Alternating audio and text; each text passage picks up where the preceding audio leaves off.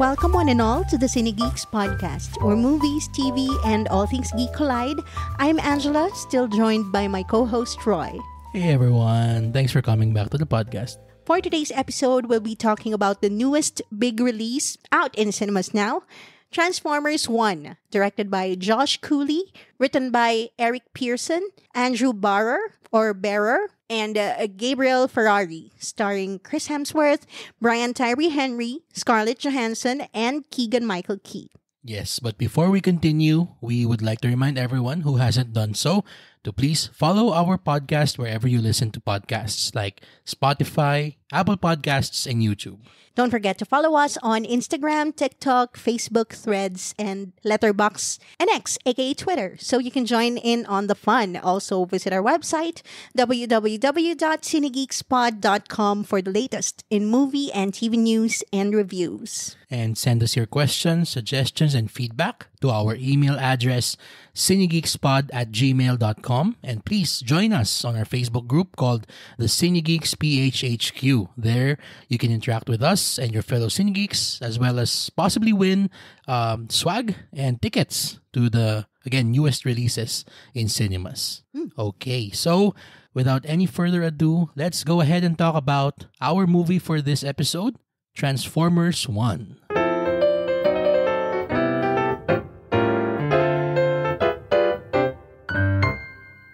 Transformers 1 tells the untold origin story of Optimus Prime and Megatron, sworn enemies that were once friends bonded like brothers who changed the fate of Cybertron forever. Ooh. Yun. So, how long has it been since there was a Transformers movie? kailan nga ba yung last? Double checking. Kasi, Rise of the Beasts, last year lang. oo nga pala. That's Anthony Ramos, no? I don't know if indictment yun dun sa scene na yun. Na biglang nag-fly away lang siya sa utak natin na parang, ay, may Transformers Napaka-forgettable pala. niya kasi. Oo, But unfortunately. did we, may Cinegeeks pod na ba nun? 2020, check natin. Kailan ba ito lumabas? Wala pa. Ah, Hindi, ano to? Okay, secret sauce time for our Cinegeeks. Ito yung panahon na parang, ano ba? Ito na ba yung scene sisimulan natin yung Cinegeeks? Ito na ba yun? Parang alam ko meron tayong 3 scene sunod-sunod na ganon. Parang yung Mission Impossible. Hindi, parang ito, yung basta Mission Impossible, Indiana Jones, tapos itong Transformers. meron pang isa. May isa pa ba? Flash. Ayun, oo, Flash, tama. Around the same time, July or June last year. So, Flash, ito, tapos biglang nag-decide tayo sa Indiana Jones. What a trio. That was a choice. Yes. Such perfect masterpieces yung tatlong yun. My gosh. Anyway, pero ito naman, tatanungin naman kita. Transformers always has been around in pop culture, especially dito sa Pilipinas. Especially during our childhood. Yun na nga, tayo yung mga millennial and older. Tayo yung mga talagang... Grabe naman sa older. I mean, boy, sige, taas ang kamay yung mga Gen Z na alam pa yung Transformers na cartoons.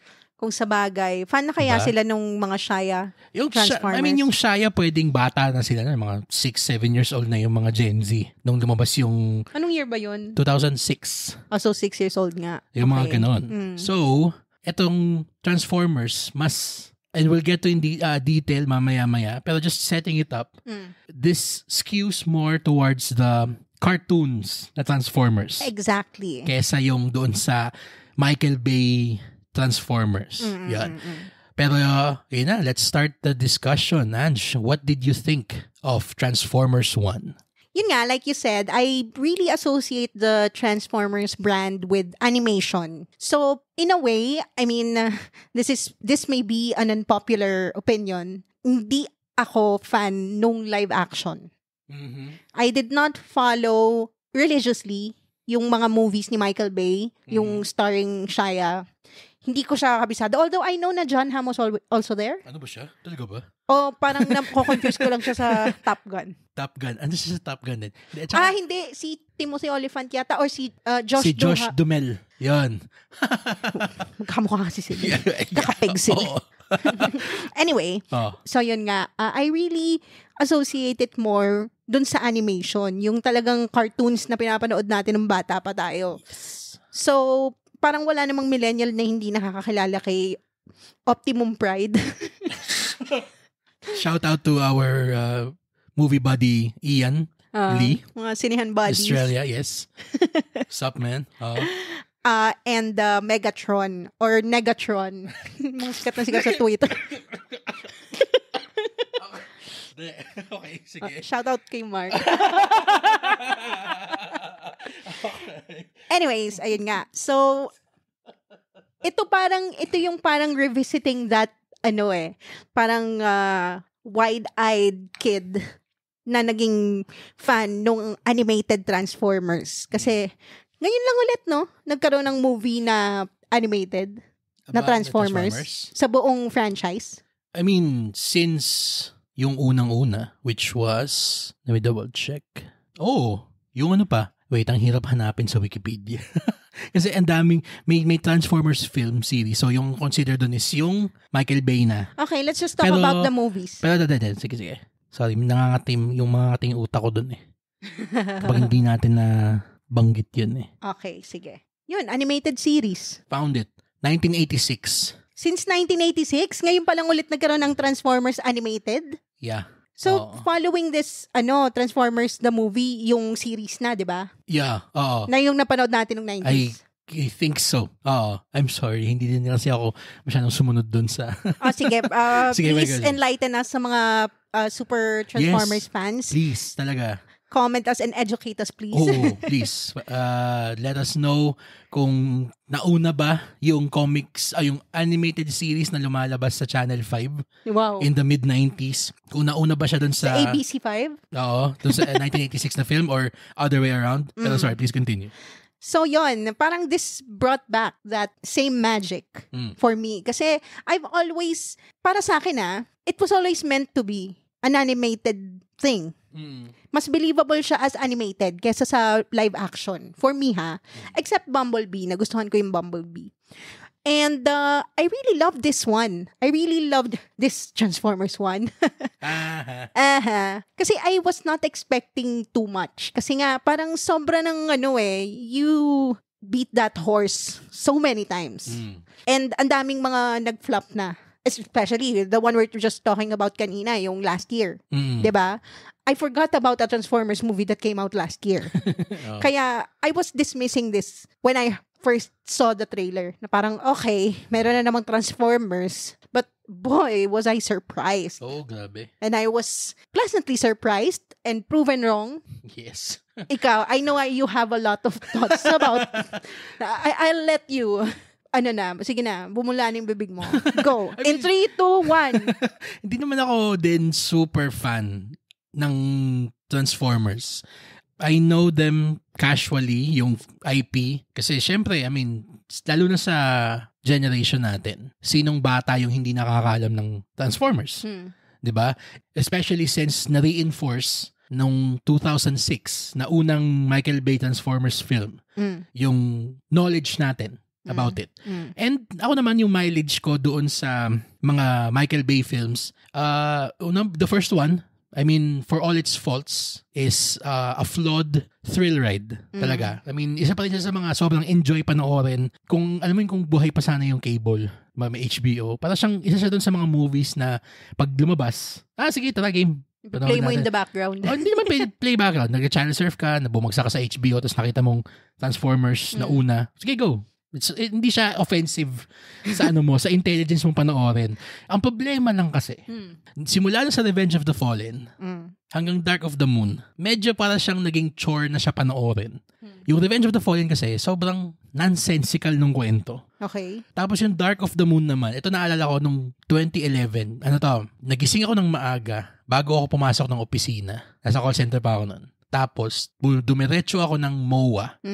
Yun pa yung time na meron pa tayo ng 70mm na film, na IMAX. Okay. So, in 70mm ko pinanood yung Dark of the Moon. And, yung last hour ng Dark of the Moon was the most migraine-inducing thing you could ever see in film. Kasi sobrang talagang, wala ka na maintindihan dun sa, talagang puro na siya yung ang sakit na niya sa ulo panoorin. In terms of what? Visually? Visually. And, audio.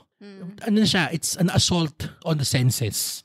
Yung Dark of the Moon. Okay. Tapos, hindi ko na pinanood yung Age of Extinction last night kasi syempre, may varying, lahat ng sasabi, it's bad. Sensory overload na siya, no? Kaya nga kapag sinabi mong Michael Bay, parang explosions galore na lang. Yun, ganun na lang. Naging nangyari sa kanya.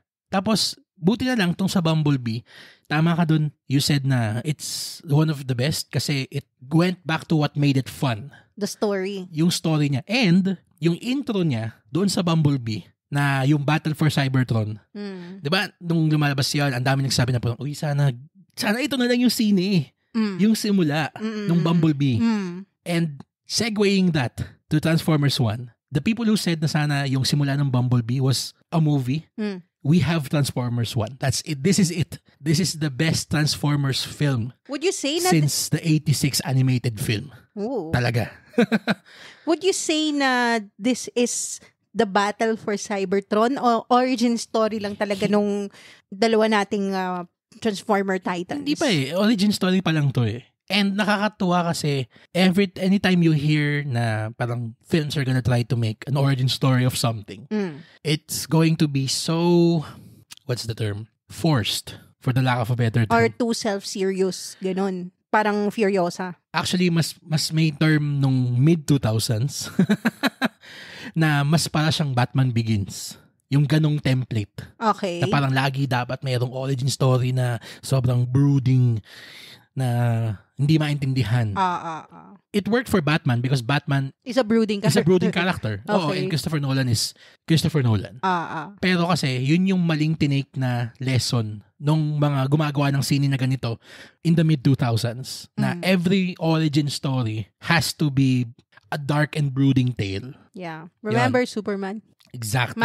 Man of Steel. Yun. Ngayon, dito sa Transformers 1, sobrang ganda kasi it's exactly what an origin story should be. It brings in new people to the lore of the franchise while at the same time appeasing the wishes and whims of the hardcore fans. Kasi meron tayong mga movie buddies din na talagang huge super fans. Yeah. Shout out to Tim. To Timster, si Claude. Yes. Yeah. Among many others na talagang fan itong Transformers. And I have heard nothing but effusive praise from them. Yeah. Na talagang this movie, Transformers 1, got it so right. Na it you can't help but just feel na you want more. And that's what makes a great origin story. What it makes you feel. It makes you want to feel na I want to see more of these characters. I want to see more of where this story takes me. Yon. And credit that to the great writing ni Eric Pearson, Andrew Barrer, and Gabriel Ferrari. Kasi just like you, when we were initially seeing trailers for this, tama parang Transformers na naman. Oo, wala na bang iba? Oo. Ayun yun nga, nagkakaroon na tayo ng we are sick of sequelitis. True. And not to mention, na parang, unfortunately, the Transformers franchise has been subjected to poor writing. Poor, forgettable writing. Yeah. Yun. So true. Yeah. So, to get a movie, a story na sneaks up on you in the sense na the first third, siguro, of the film, yung standard comedic hijinks na pinapakita sa trailer. Taika-isms. Yun. Actually, yun, mabanggit mo lang. May sinasabi ka sa akin nung pinanood natin to na for the second time. Yun, pinanood din natin siya ulit agad.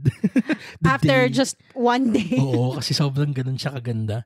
Pero sinasabi, nung na nakakapag-focus na tayo sa story, watching it the second time, sabi mo nga na parang may Taika Waititi fingerprints yung comedy, yung humor niya.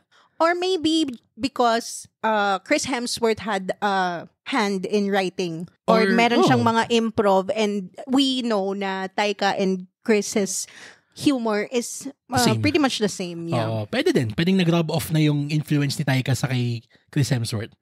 And also, not to mention, mas na-appreciate nga natin yung mga lines na yon kasi pinanood natin siya ulit because the first time we watched it in IMAX. Yes, Laser. brand new IMAX laser. Yes, for the first time. In SM Aura.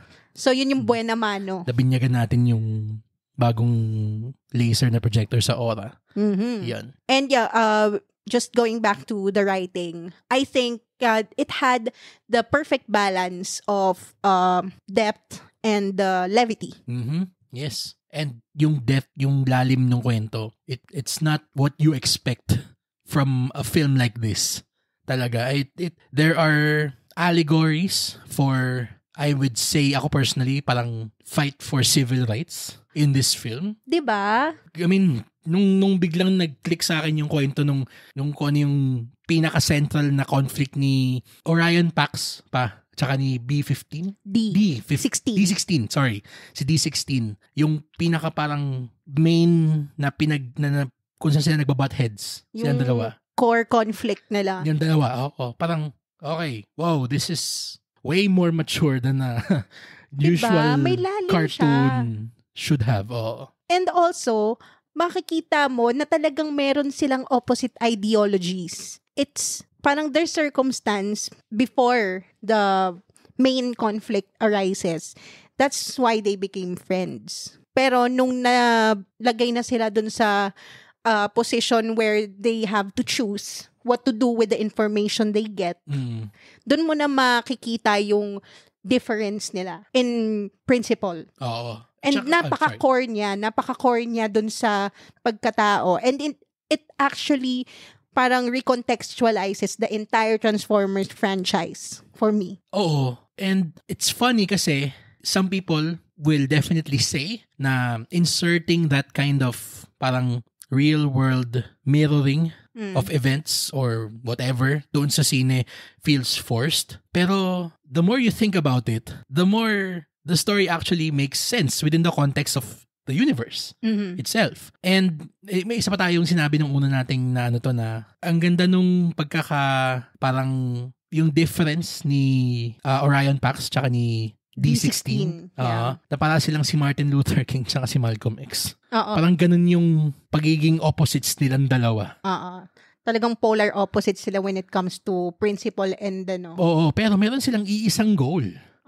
In this film at least, two sides of the same coin. Exactly. Ako nga ang naisip ko, parang si D16 is looking to, parang siya yung Punisher eh. Tapos si Orion Pax, siya yung dreamer. Parang with the information, with the revelation of their reality, meron silang two choices, to look into the past or parang look into the future. Yes. Ganon sila ka-opposite. They are looking at very different perspectives. Yes. Magkatalikuran sila. So they can't really see eye to eye. And it's heartbreaking kasi now you know, I mean, given where the story takes off and goes, na yung magkaibigan pala silang dalawa.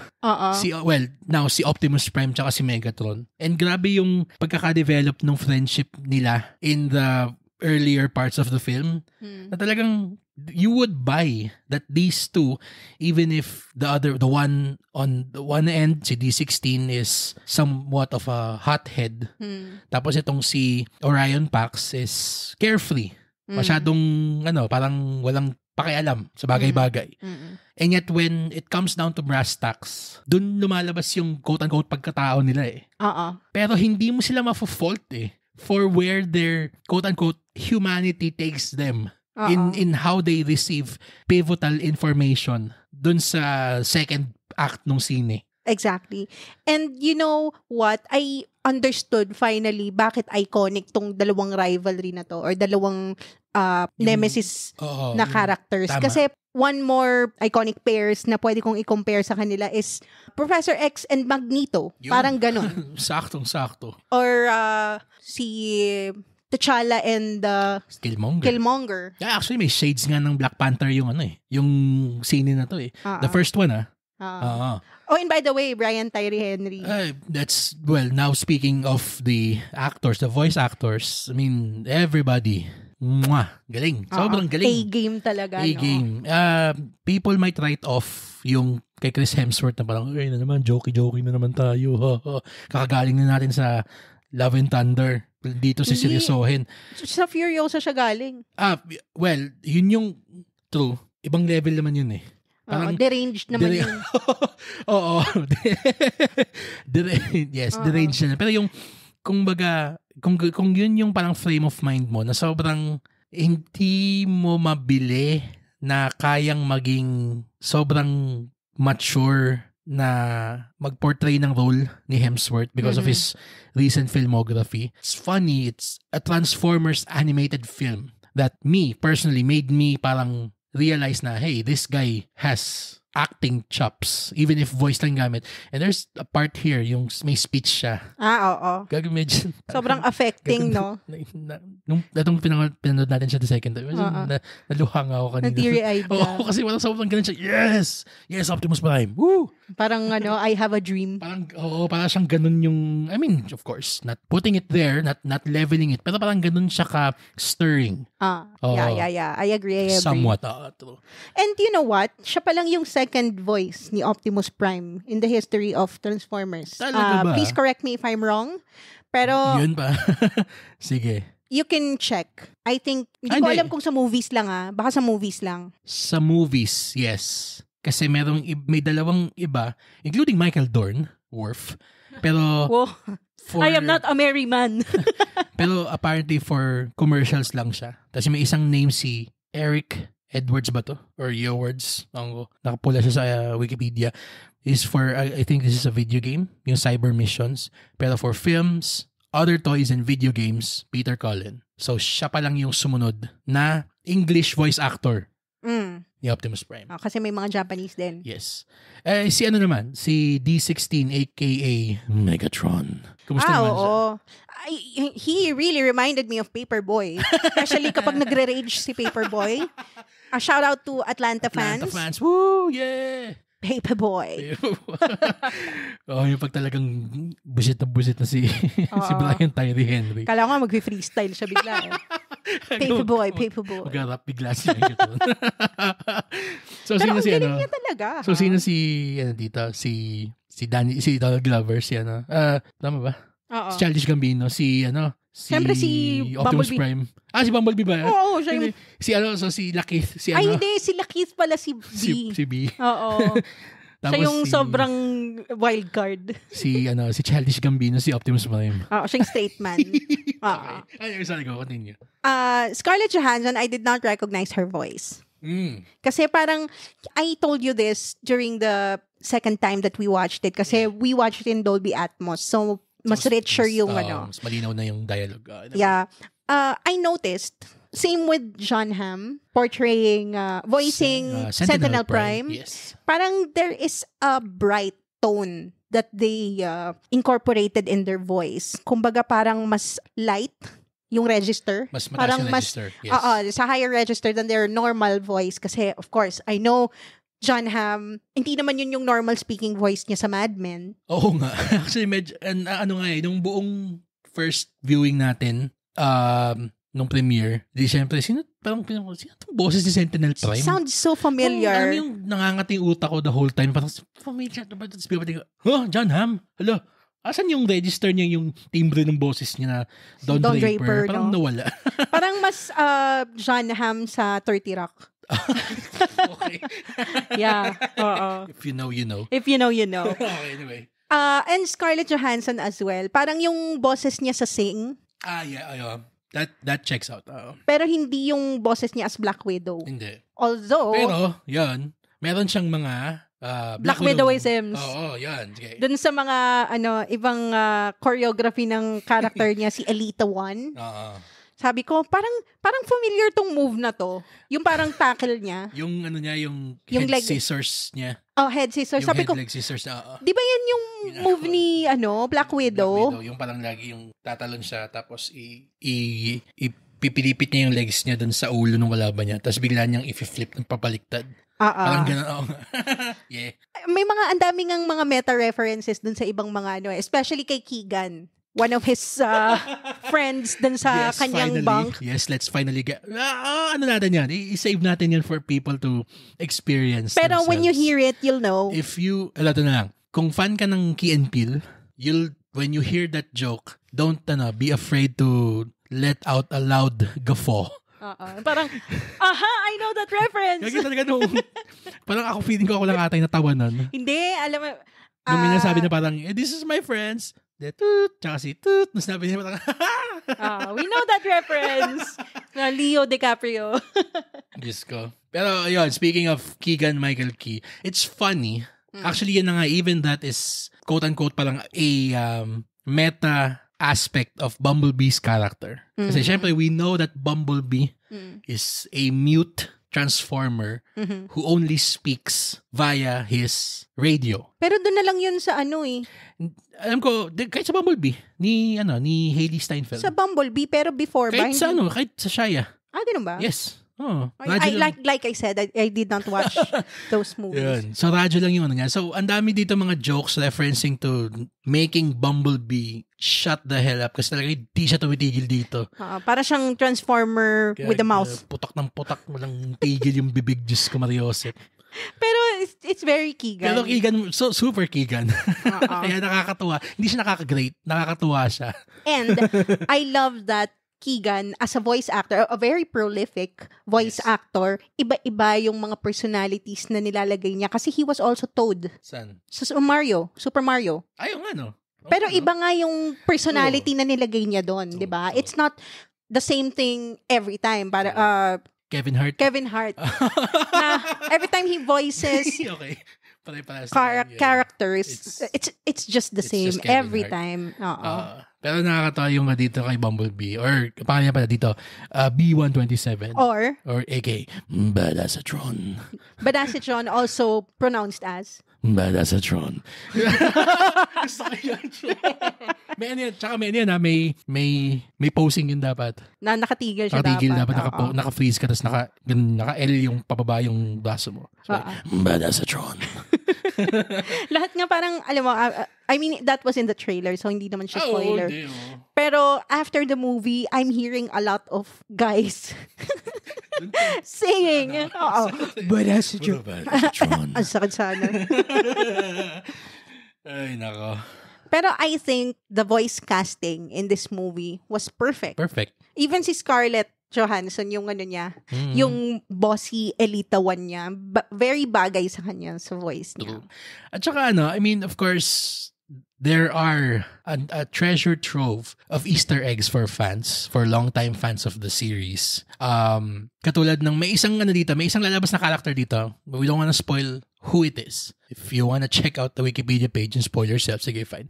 Pero when this character comes out, one aspect of this character, hindi pa siya yung parang kung paano natin siya kilala. And then something happens that explains why that character is like that. Oh, yeah. Kasi in the cartoons, meron part nung kanyang character na parang yun. Is that parang element?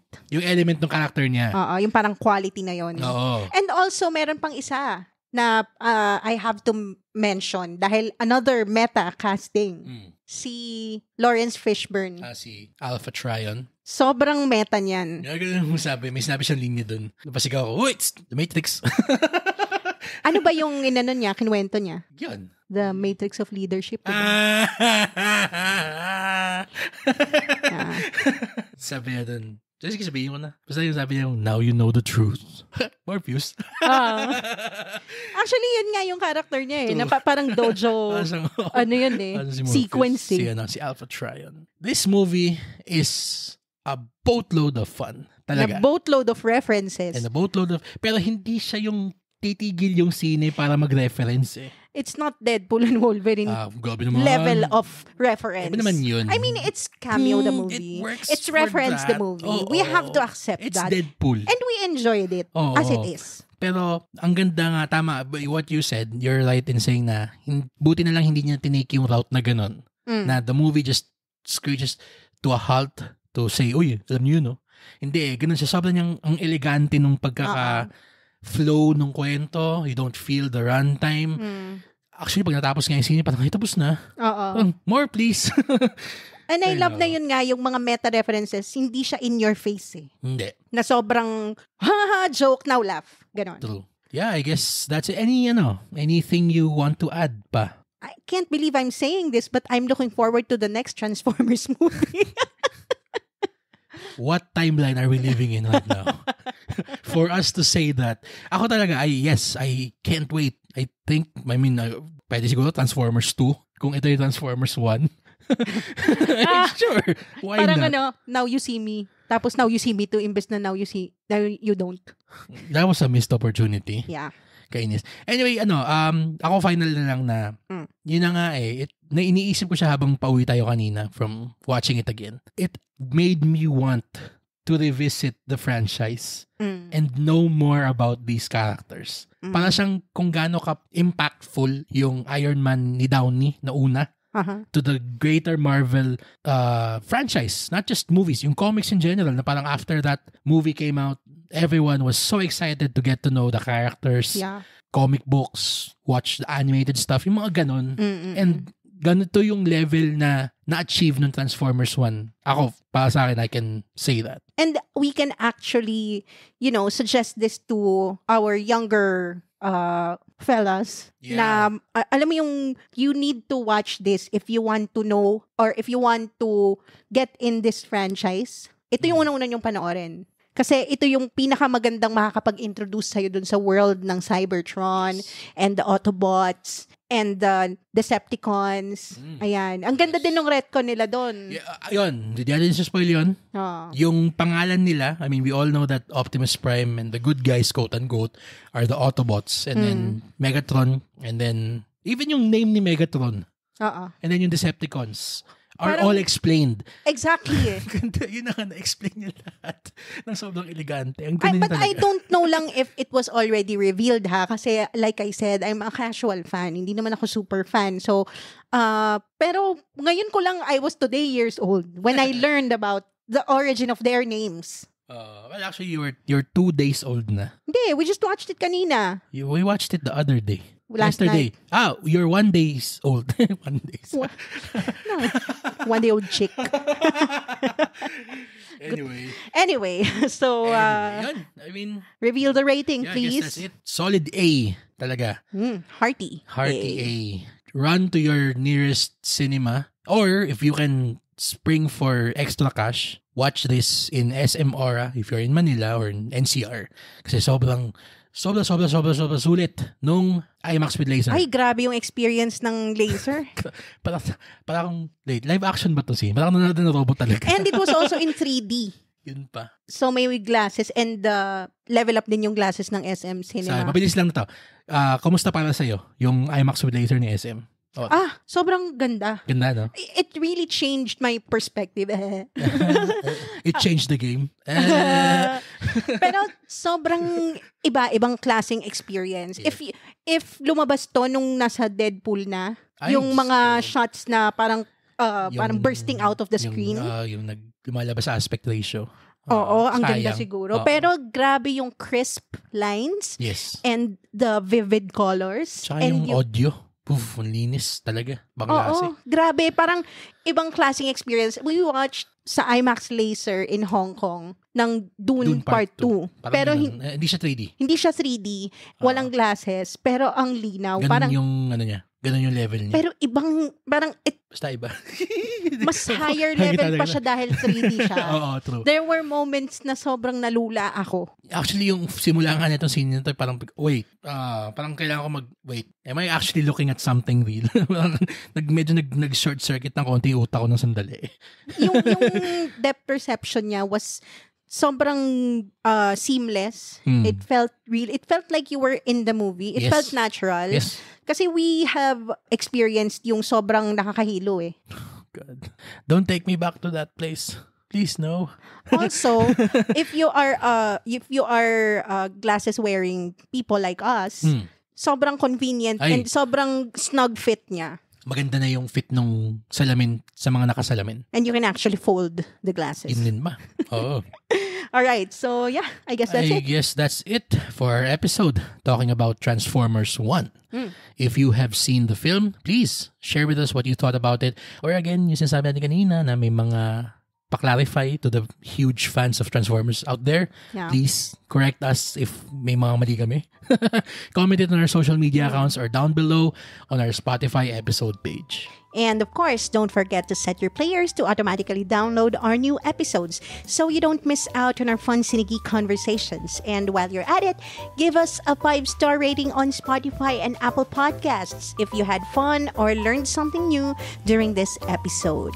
And we would like to thank Paramount Pictures Philippines and SM Cinema for inviting us to watch Transformers 1 in IMAX with laser. Yes! Sa SM Aura. Finally! Yes. Woo! But as always, the studio and distributor of the film were not given any creative control or editorial approval of this episode. They are hearing our review for the first time, same as you are. For my co-host Troy, this has been Angela.